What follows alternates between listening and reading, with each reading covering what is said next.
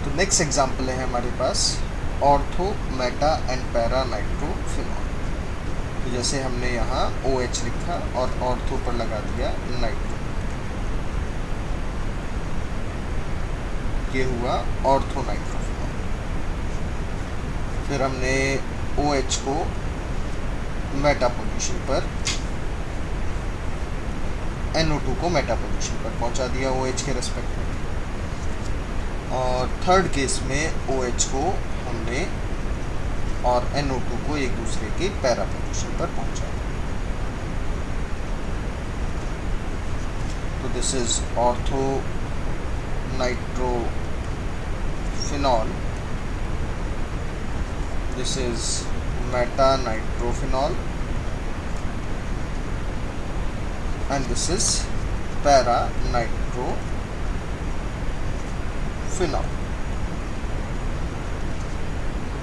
अब same consideration यहाँ भी लेना है आपने। Hydrogen is partial positive, oxygen is partial negative, और ये आ गया इंट्रामोल।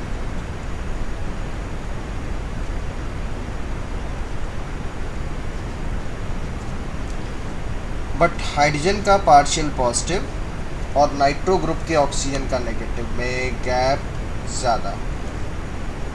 यहाँ पर पैरा के केस में ये गैप और ज़्यादा हो गया, तो इन दो में आपको इंट्रामोलिकुलर हाइड्रोजन बॉन्डिंग नहीं मिलेगी।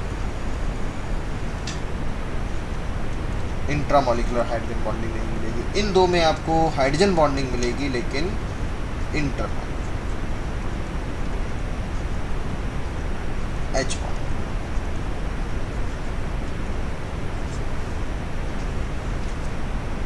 Similar type of example you can see, अगर हम OH ले लें और यहाँ एल्डिहाइड ले लें,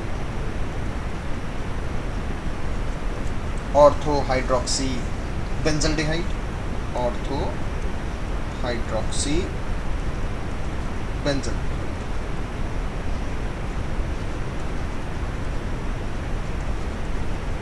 इस केस में भी ऑक्सीजन पार्शियल नेगेटिव और हाइड्रोजन पार्शियल पॉजिटिव हो गया, तो यहाँ भी एक हाइड्रोजन बॉन्डिंग डेवलप होगी, that is intramolecular hydrogen bonding.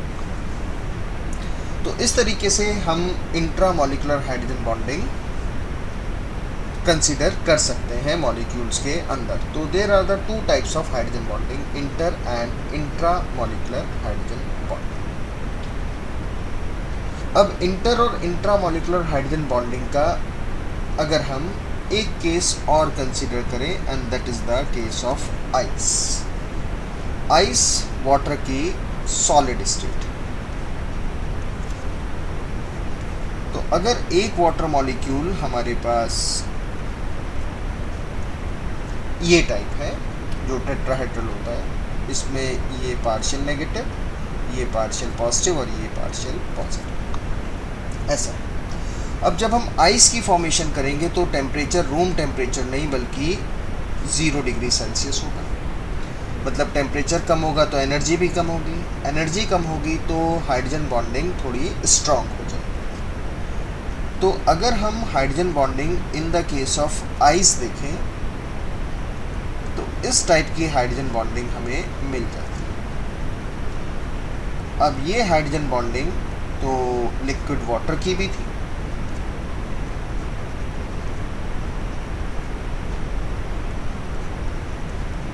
इस टाइप से।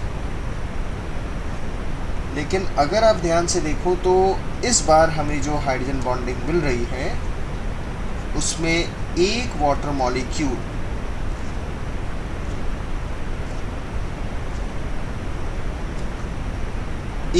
मॉलिक्यूल टोटल 4 हाइड्रोजन बॉन्ड बना रहा है। आप ये वाटर मॉलिक्यूल कंसीडर कर सकते हैं, और इसमें 1, 2, 3 एंड 4 ये 4 हाइड्रोजन बॉन्ड बना रहे हैं। लेकिन जब वाटर लिक्विड था तो एक वाटर मॉलिक्यूल ने 3 हाइड्रोजन बॉन्ड बनाए। लेकिन जब आइस का केस हुआ, water is in the solid state, तो 1 water molecule form 4 H bond. तो अगर सिंपल क्वेश्चन है बिना फिजिकल स्टेट के the maximum hydrogen bonding formed by the water molecule, maximum hydrogen bonding, तो मैक्सिमम में नंबर आएगा 4। और अगर आए maximum hydrogen bonding in case of water liquid तो आएगा आंसर 3। और इसी टेट्राहेड्रल और क्यूब लाइक या बॉक्स लाइक स्ट्रक्चर की वजह से यहाँ हमें खाली स्पेस मिलता है, ये खाली जगह मिलता है, ये स्पेस मिलता है। और ये स्पेस मिलने की वजह से, खाली जगह मिलने की वजह से वाटर जो सॉलिड स्टेट में उसकी डेंसिटी कम हो जाती है वाटर जो लिक्विड स्टेट में, और डेंसिटी कम हो जाती है सॉलिड वाटर की, स्पेस बीच में आ जाता है, तो क्योंकि वॉल्यूम बढ़ गया, मास सेम है, तो ice can float on the liquid water. ये आइस का केस था। तो ice in the solid state form the maximum 4 hydrogen bond.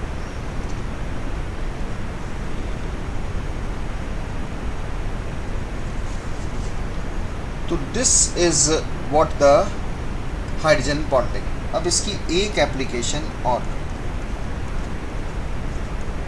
जो जनरली कभी कभी एग्जाम में पूछी जाती है, और वो है दैट HF में हाइड्रोजन बॉन्डिंग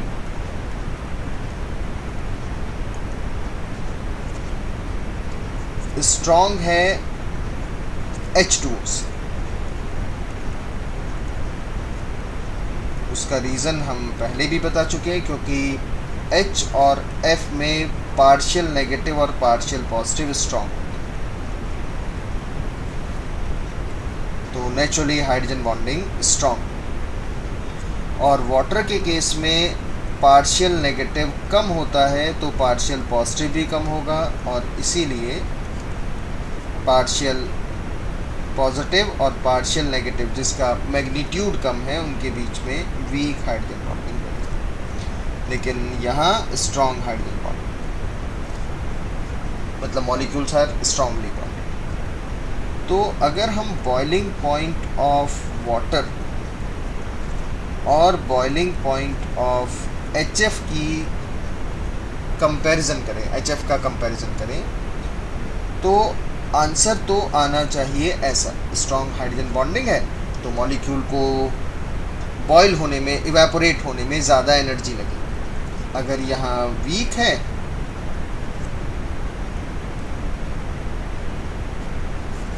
तो बॉइलिंग पॉइंट वाटर का कम होना चाहिए, but it is experimentally wrong, ये गलत है। It is not the correct statement.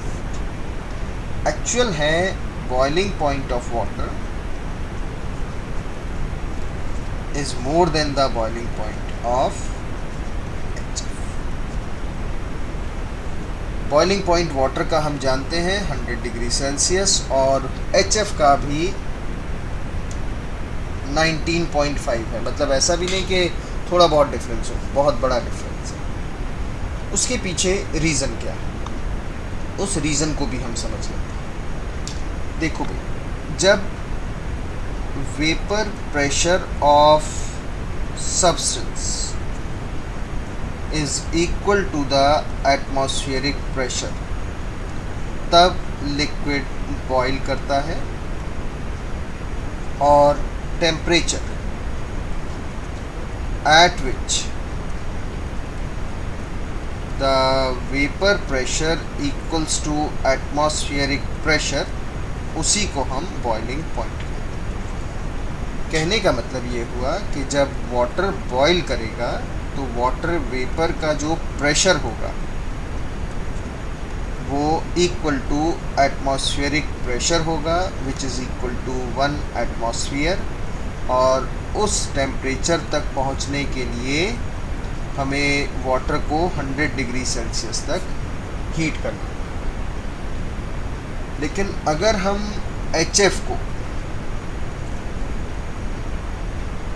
Boil करना चाहते हैं तो HF को हीट देकर हम HF वेपर में लेकर आएंगे, and when the vapour pressure of HF is equal to 1 atmosphere, तो इसका बॉइलिंग पॉइंट। लेकिन इसको सिर्फ हम इतने डिग्री सेल्सियस तक ही हीट करें तो वेपर प्रेशर बराबर हो जाता है। ऐसा क्यों, जबकि हाइड्रोजन बॉन्डिंग तो स्ट्रांग है। इस बात को ठीक से समझने के लिए इनके वेपर्स का नेचर समझना ज़रूरी है। जब हमारे पास HF लिक्विड स्टेट पे तो बहुत सारे हाइड्रोजन बॉन्डिंग होती है इस टाइप से, हमने अभी आपसे डिस्कस भी, ये हाइड्रोजन बॉन्डिंग होती है इस टाइप से, सेवरल हाइड्रोजन बॉन्डिंग इस टाइप से चलती रहती है। और वाटर में भी हाइड्रोजन बॉन्डिंग होती है, HOH and HOH and so on, इस टाइप से। तो जब हम इसको एनर्जी देते हैं, एंथैल्पी ऑफ वेपोराइजेशन, तो ये HF के बॉन्ड्स यहाँ से जो हाइड्रोजन बॉन्ड हैं कुछ टूटते हैं, सभी नहीं टूटते। HF होल 6 की फॉर्म में ही वेपर बन जाता है। मतलब HF के 6 मॉलिक्यूल एक साथ वेपर में चले जाते हैं, एक साथ, और वेपर्स बना लेते हैं।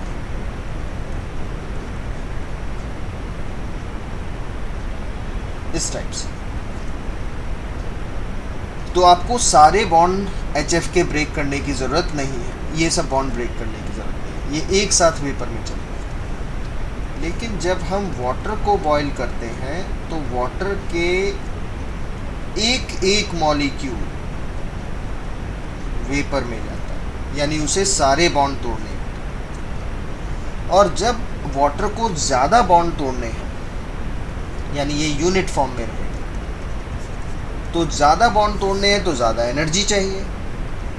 HF को सारे बॉन्ड नहीं तोड़ने, कुछ बॉन्ड तोड़ने, मतलब वो 6 की यूनिट में एक साथ जाएगा, तो बीच के हाइड्रोजन बॉन्ड बचे रहेंगे। और यही वेपर स्टेट में, तो कम बॉन्ड तोड़ने के लिए लेस एनर्जी की ज़रूरत है, और ज़्यादा बॉन्ड तोड़ने के लिए मोर एनर्जी की ज़रूरत है, तब जाकर वो वेपर में आएगा। और ज़्यादा एनर्जी देना मतलब बॉइलिंग पॉइंट हाई हो, और यहाँ बॉइलिंग पॉइंट लो। ये बेसिक रीज़न है वाटर के हाई बॉइलिंग पॉइंट।